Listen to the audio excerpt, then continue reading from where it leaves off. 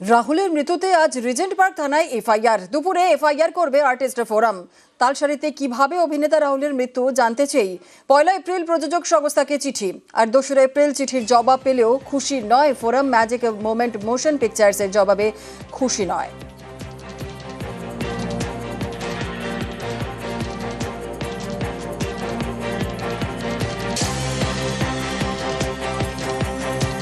আমরা আবার আইনি পরামর্শ নিয়ে আর্টিস্ট ফোরামের তরফ থেকে আর্টিস্ট ফোরাম অফিসের সংশ্লিষ্ট থানায় এফআইআর অভিযোগ জানাতে যাচ্ছি রাহুলের মৃত্যুর পূর্ণাঙ্গ ও স্বচ্ছ তদন্তের দাবিতে।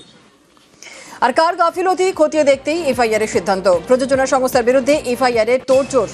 গতকালের বৈঠকে সিদ্ধান্ত আর্টিস্ট ফোরামের, জানালেন ফোরামের সভাপতি প্রসেনজিৎ চট্টোপাধ্যায়।